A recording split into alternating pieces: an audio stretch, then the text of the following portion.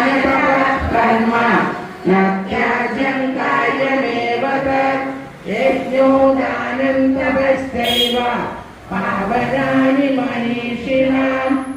एतान्यपि कर्माणि सङ्गं त्यक्त्वा फलानि च कर्तव्यानीति मे पार्थ निश्चितं मदमुत्तमं नियतस्य तु सन्न्यासः कर्मणो नोपपद्यते मोहात् तस्य परित्यागः तामसः परिकीर्तितः दुःखमित्येव यत्कर्म कायक्लेशभयात्यजे स कृत्वा राजसं त्यागं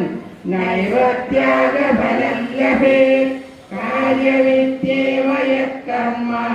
नियतं क्रियतेऽर्जुन सङ्गं त्यक्त्वा फलं चैव सत्यागः सात्विको मतः यद्वेष्टकुशलं कर्म कुशलेनानुषज्यते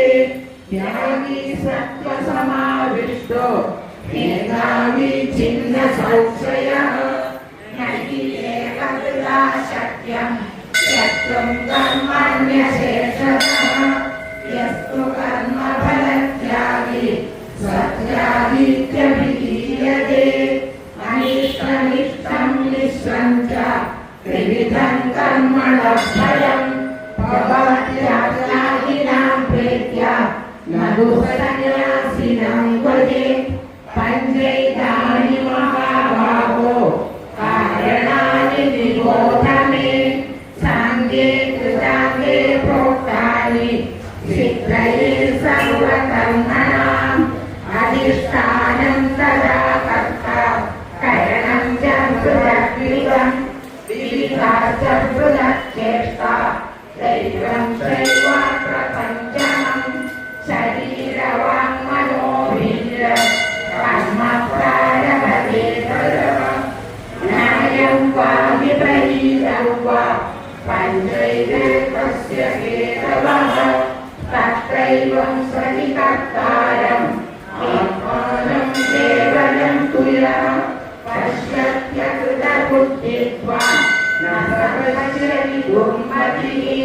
यस्य नामं कृतो भावो बुद्धिर्यस्य न लिप्यते हत्वा विषयिमान् लोकान् न हन्ति न निबध्यते ज्ञानज्ञेयं परिज्ञाता त्रिविधा कर्म चोदना कारणं कर्म कर्तेति त्रिविधः कर्म संग्रहः ज्ञानं कर्म च कर्ता च तथैव गुणभेदः प्रोच्यते गुणसङ्ख्याने यथावत् शृणुतान्यपि सर्वभूतेषु येनैकं भावमव्ययमीक्षते अविभक्तं विभक्तेषु सज्ञानं विद्धि सात्विकम्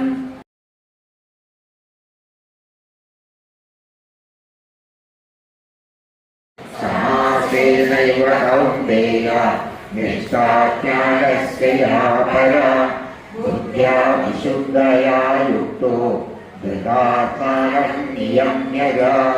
शब्दादिष्टिषयां युक्त्या द्वादशोषो विदस्य च विविक्तसेवी यद्भाषी यतवाक्काय मानसः ज्ञानयोगपरो नित्यं वैराग्यं समुपाश्रितः अहङ्कारं परं तत्त्वं कामं क्रोधं परिग्रहं विमुच्य निर्ममः शान्तो ब्रह्मभूयाय कल्पते ब्रह्ममूलप्रसन्नात्मा न शोचति न हर्षति सः सर्वेषु भूतेषु मद्भक्तिं लभते परा भक्त्या मामभिजानाति यास्ति तत्त्वतः ततो मां तत्त्वतो ज्ञात्वा विशदे तदनन्तरं सर्वकर्माण्यपि सः कुर्वाणो मध्यमश्रयः सच्चिदेव श्रुतं पार्थ ज्ञानसम्मोहः तन्नष्टस्ते धनञ्जय अर्जुन उवाच नष्टो मोहस्मृतिर्लब्धा तत्प्रसादान् मयाच्युता स्थितोऽस्मि गतसन्देहः करिष्ये वचनं तव सञ्जय उवाच इत्यहं वासुदेवस्य पार्थस्य च महात्मनः संवादमिमं श्रोष्य